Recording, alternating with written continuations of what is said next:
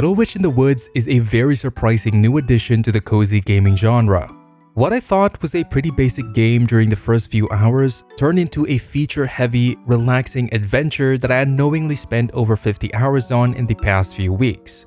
Today, I'm going to show you everything this game has to offer. From its endearing characters, each with their own personal stories, to its unique mechanics like potion crafting, which you'll use to traverse the environment and collect various creatures, a full-on housing system you can decorate and expand, fishing, and even making friends with the local village cats. But your apprenticeship is about more than just potion making and exploring the local woodland.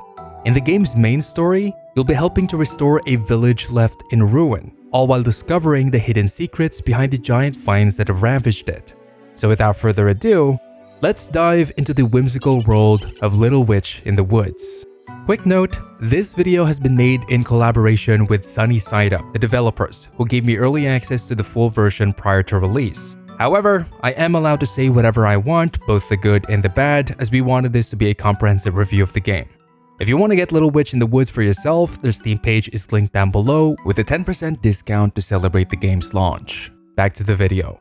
First, let's talk about the game's story. Little Witch in the Woods is about a Little Witch apprentice named Ellie, who was supposed to go to the big city in order to finish her apprenticeship under a master witch.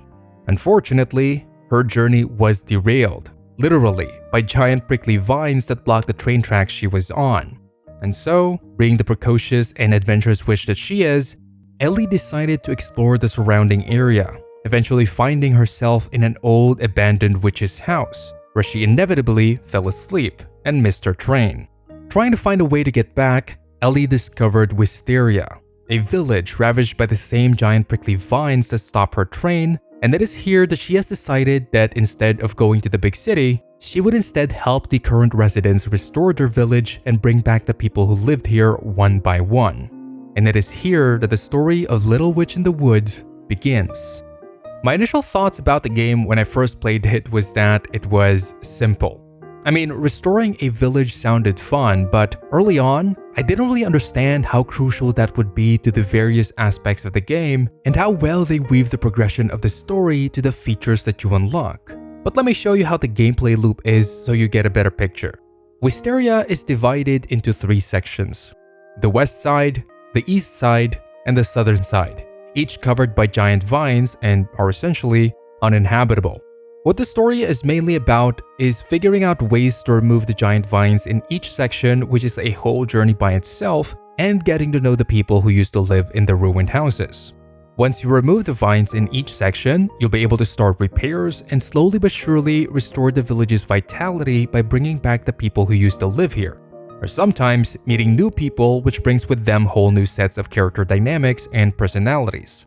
So the whole process is not only satisfying, but since every single villager takes a lot of time and commitment, it's also a natural incentive for you, the player, to actually get to know these villagers before they arrive, after they arrive, and unlock their own personal storylines, which is very satisfying as you start from not really knowing these people to being part of the village family. It is genuinely one of the coziest storylines I've played in any cozy game, and just from that alone, it's already worth playing. The only thing I'd put as a negative here is early on the dialogue can be wordy, but after a couple of hours, the humor and the lightheartedness of everything in the game kind of just put me in a very relaxed trance that I ended up fully immersed and invested in Ellie herself and the rest of the cast. And that's not even mentioning the mechanics, which we'll talk about in the next section. As an apprentice witch, one of the game's core gameplay mechanics is being able to craft your own potions, which you do at the workshop under your house. Now, what's great about this is that in terms of the day-to-day, just like in the story, most of the other mechanics that you're going to be engaging with are seamlessly tied with the potion crafting. I'll give you an example. So, whenever you go to a new area, you'll be bombarded with a wave of new creatures, plants, and various ingredients that you really don't understand yet. It starts off pretty simple. In the Green Forest, most creatures are quite straightforward. Chase them, catch them with the appropriate tools, and you collect their ingredients. There are some that require you to use certain potions, like the Mandrake, which will knock you out if you don't have an earplug potion, but overall, most are pretty easy. But once you get to the Cloud Valley and even the Caverns, which is the latest area added in the game, The collection starts to become complex, needing you to utilize tools, problem solving, and potions with special effects in order to effectively gather the ingredients and materials you need. And again, when you enter a new area, you don't know these creatures. So you have to take your time stalking them and recording them in your encyclopedia, which expands Ellie's knowledge on each of the creatures, which will allow you to figure out the best way to gather from them.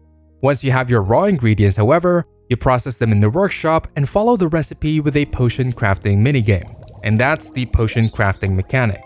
Aside from using the potions to collect more ingredients, they're also crucial for quests, solving puzzles in the world, as well as traversing the environment. Again, it creates this seamless gameplay loop where you engage with each of these mechanics naturally while going through the storyline and exploring each of the areas. To me, it never really felt forced, like I had to engage with mechanics I don't like, because everything's so natural and relaxing. I'd wake up, go to the village, do some quests, explore the world, and when I come back to the house, I'd craft whatever I need. And later on, you'll unlock more ways to process and even automate potion crafting, so it never really becomes a chore. The overall loop can be repetitive at times, but for the target audience of this game, I feel like that's really what they're looking for, that relaxing day-to-day. And even then, whenever a new house gets built and a new villager arrives, it kinda shakes up the scene as you unlock more stuff to do, because some of the other mechanics are actually unlocked through the new villagers. One such example is housing. The housing system in this game is a little bit hidden. I actually didn't even realize the game had a housing system until about 10 to 15 hours in, but once you unlock it, you'll be able to decorate your very own witch house and workshop to your liking. And there's a couple of ways to get furniture for the style you want. First is buying from the villagers.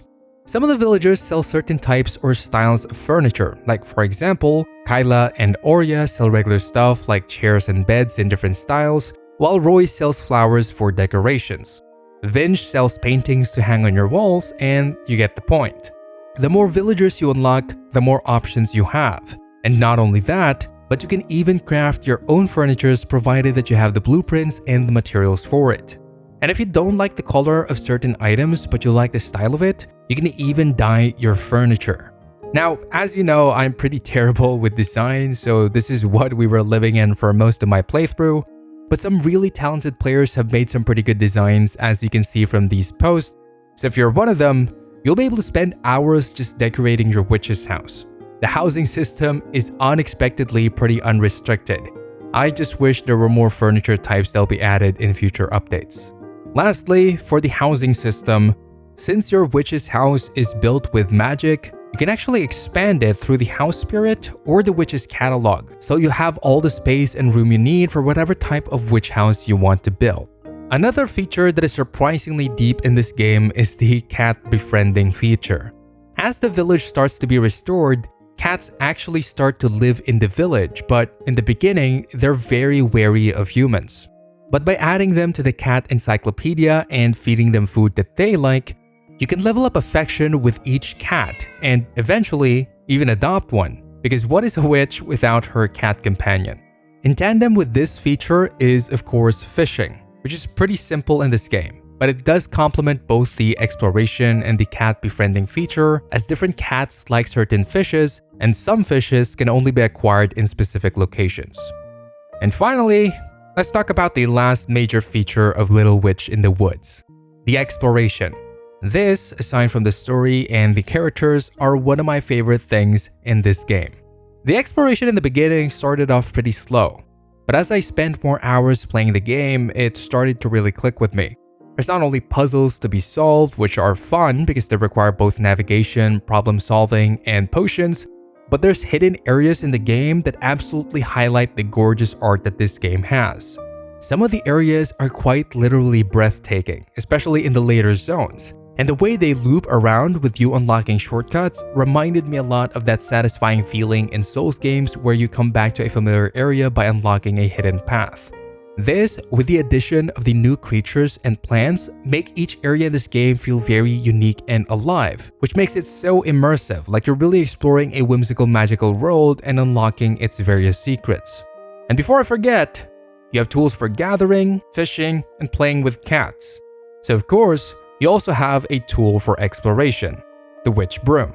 It acts like a mount, but it actually controls like a drift car where you can boost and drift all over the place to get to where you need to be.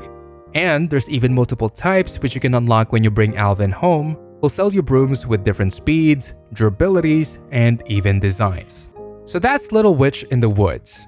It's a fun, cozy adventure game that can be deceiving in how simple it looks, but it's actually hiding a huge amount of content for people who are looking for a relaxing experience of living as a witch apprentice.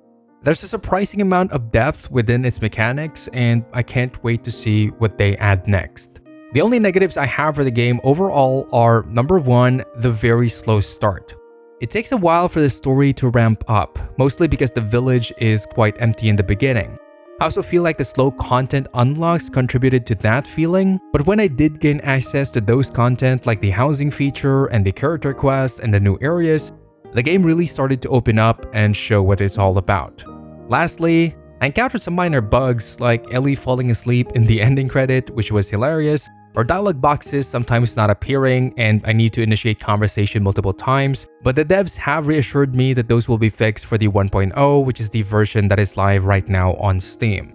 Once again, thank you to Sunny Side Up for giving us access to the game early and sponsoring the video. Check out Little Witch in the Woods in the link down below if this sounded like your type of game. And keep in mind, the 10% launch discount is only available from September 15th to the 28th, so now is the best time to dive in. If you'd like to support the channel, please feel free to join either the Patreon or the YouTube membership for exclusive content, shoutouts at the end of the video, and early access to every single one I make. Otherwise, a simple like and subscribe are more than enough to help. I'll see you guys next time. Bye bye!